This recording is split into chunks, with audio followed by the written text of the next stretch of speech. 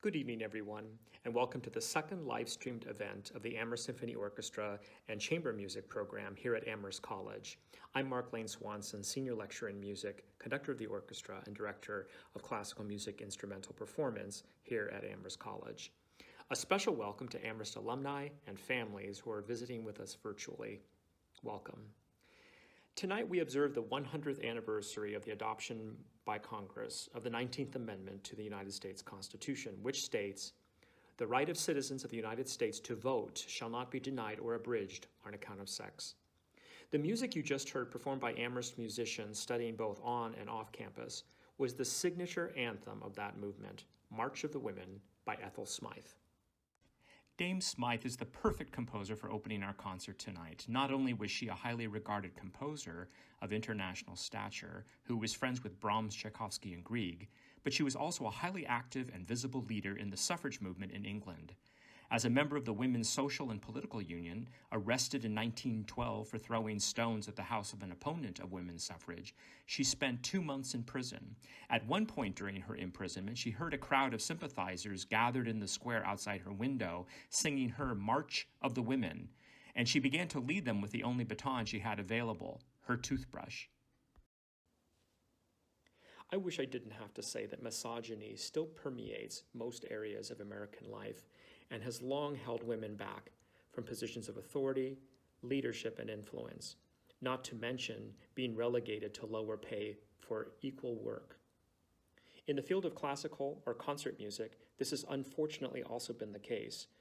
Gender discrimination has silenced the voices of many fine women composers, and we are only now beginning to discover and perform what is in fact a phenomenal repertoire written by women who, despite the odds, persisted in their art. So tonight, let's continue to remedy this artistic injustice. Joan Tower was born in New Rochelle, but credits the rhythmic drive of her work to the music festivals she attended in Bolivia during her teenage years there. She is now a professor at Bard College, and Tower's photo often appears in music history textbooks as a leading representative of American women composers. The Nashville Symphony's 2008 recording of her composition Made in America won 3 Grammy Awards. Recently, Professor Tower said to the New York Times that music is about the risks you take. Now to mark Homecoming Week 2020 here at Amherst College, from our video archives is a performance from September 24th, 2011 of Joan Tower's Fanfare for the Uncommon Woman No. 1 for brass and percussion, Tower's response to Aaron Copland's iconic Fanfare for the Common Man. It is performed here in a concert welcoming the then-incoming class of 2015 and celebrating President Martin's first year at the college.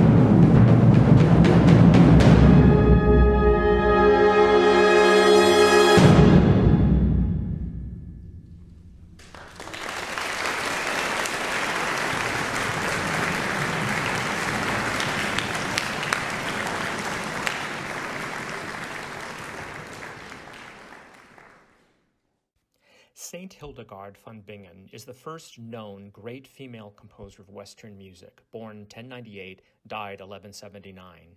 A true genius, she also penned theological and medical treatises, was a sublime artist who created resplendent illuminated manuscripts, as well as a mystic whose spiritual visions no doubt inspired her to write a large body of poetry and music. Through her work, she almost single-handedly elevated the role of women in the medieval church, a form of activism from within. Hildegard only began to be rediscovered and performed in 1979 around the 800th anniversary of her birth, and she in fact was canonized only in 2012 by Pope Benedict XVI.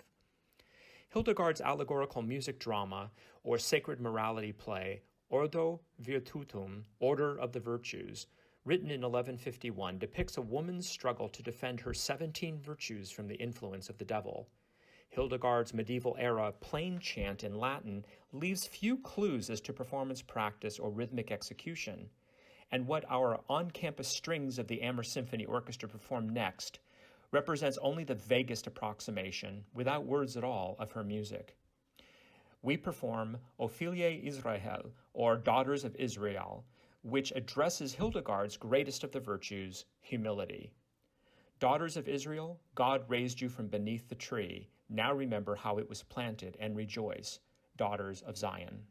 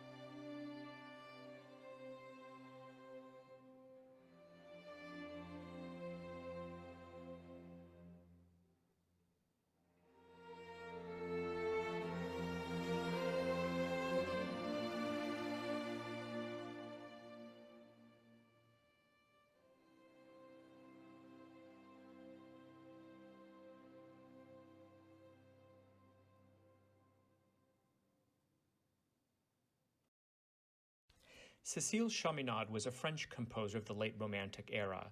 She was the first female composer to be awarded the French Legion of Honor and toured the United States in 1908, where she was immensely popular. Although Chaminade might not seem like a household name even to classical musicians in general, she is beloved to this day by flutists the world over.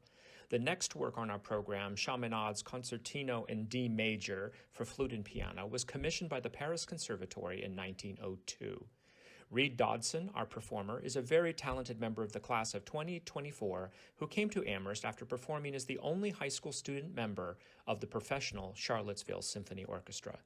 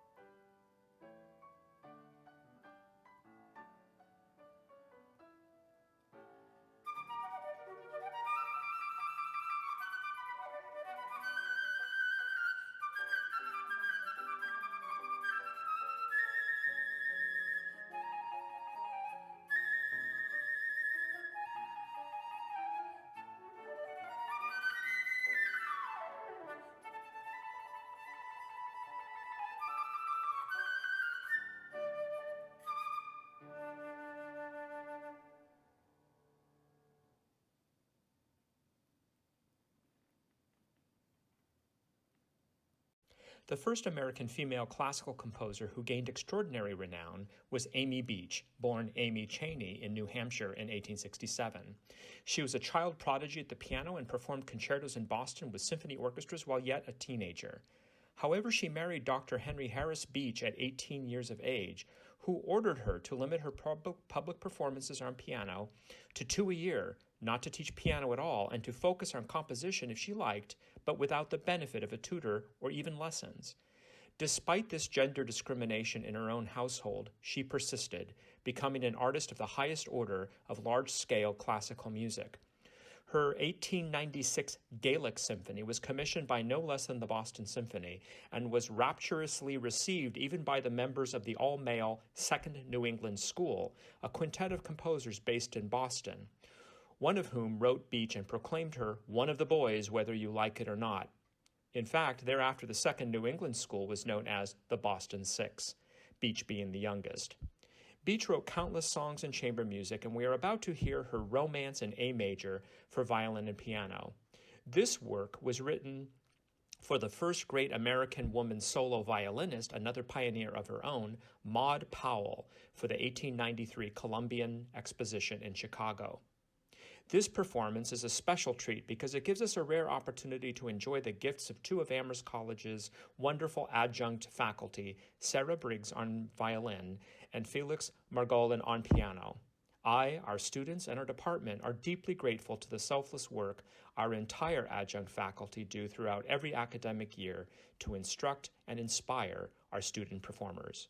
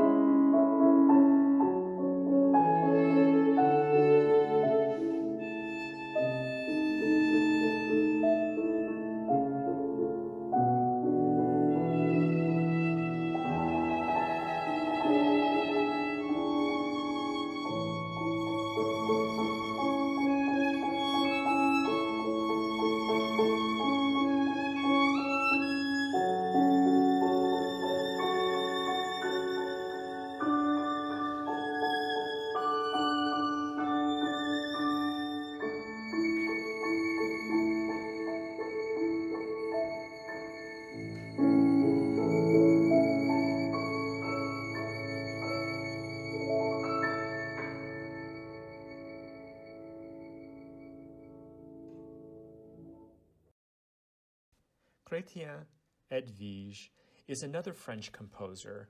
She was professor at the Paris Conservatoire in the late 19th and early 20th centuries.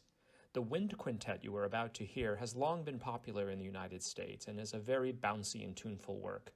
A group of 5 Amherst musicians we've nicknamed Quintet 23, since they are members of the class of 2023, now perform the quintet's second movement, Alegre con moto. Lorena Bergstrom, flute, Thomas Meyer, oboe, Danny Jung, clarinet, Nat Roth, bassoon, and Claire Taylor, horn.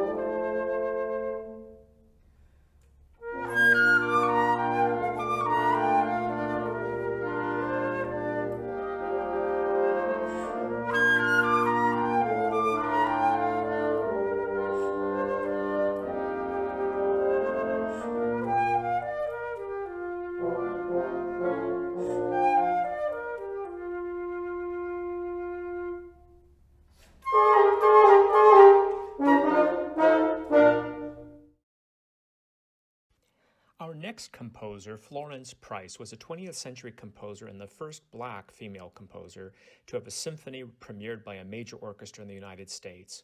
Raised in Little Rock, Arkansas, within blocks of her friend William Grant Still, another great black classical composer, Florence Price grew up in a well-to-do household headed by her father, a doctor. She attended New England Conservatory, one of the rare music schools which even admitted black musicians, and was mentored by faculty composer George Chadwick, the very man who had written Amy Beach and declared her one of the boys.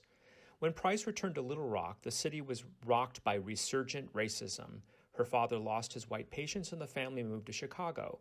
There in 1933, Price won a composition competition, and the Chicago Symphony premiered her moving and powerful Symphony in E minor. In Chicago, she became friends with Langston Hughes and the great contralto Marian Anderson, who advanced Price's career and performed many of Price's art songs. After her death in 1953, Price's music was seldom performed, but in 2008, countless Price manuscripts and scores, including violin concertos, a symphony, and other works, were fortuitously discovered in an abandoned, run-down house in St. Anne, Illinois, and now they are receiving long overdue performances. A group of students, Jihan Su and Cassie Jin, violins, and Yeju Kong and Taz Kim, cellos, performed the third movement of Price's String Quartet No. 2, Juba. A juba is a lively dance with body percussion originating in the Congo but adapted by slaves in South Carolina. It is characterized by stomping and clapping and is thought to have contributed to the development of tap dance.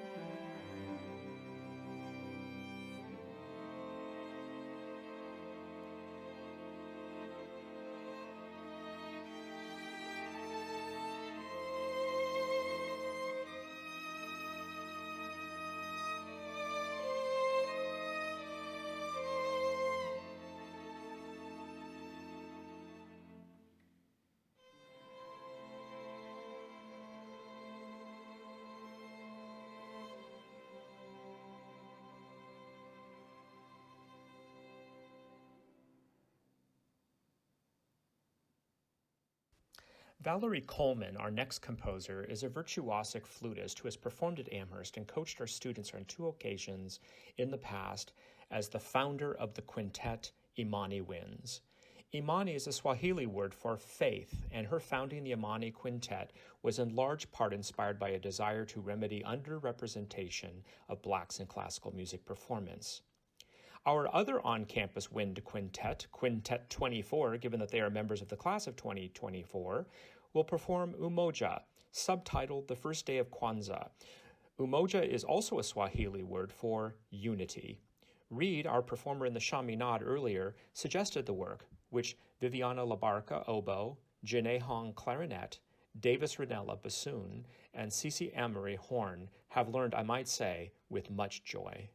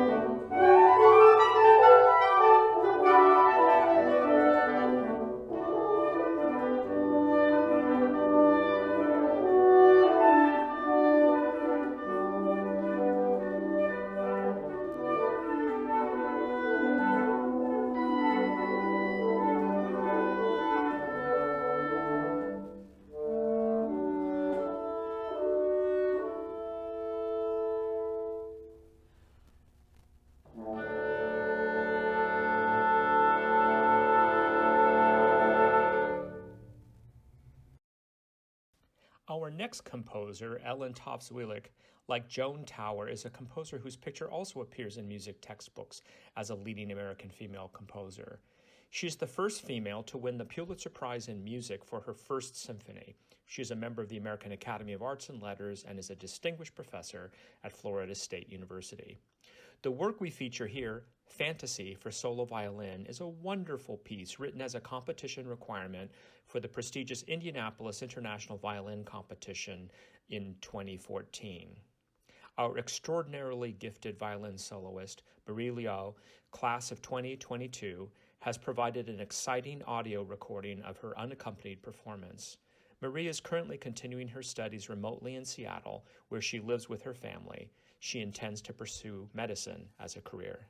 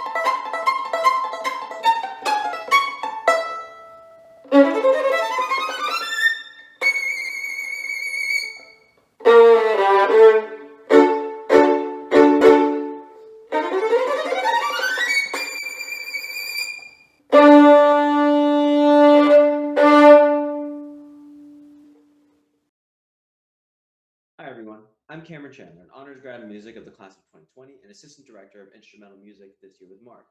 In 2018, I soloed in a terrific work by the Cuban-American composer Tania Léon called Alegre, which means joy. This was during our 2017-2018 concert season of music of Mexico, Cuba, Argentina, Brazil, and Spain. Tania Léon is a prolific composer of chamber, orchestral, and vocal works. She arrived in the U.S. on a freedom flight from Cuba in 1967, is a distinguished professor of composition at Brooklyn College, and on the board of directors of the New York Philharmonic. She is currently writing an opera with Harvard historian Henry Louis Gates on the Little Rock Nine, the students who integrated Little Rock Central High School in 1957 after the Supreme Court's decision in Brown versus Board of Education. The work is vibrant and has an improvisational solo section featuring myself on trumpet and Evan Daisy from the class of 2021 on trombone. Hope you enjoy.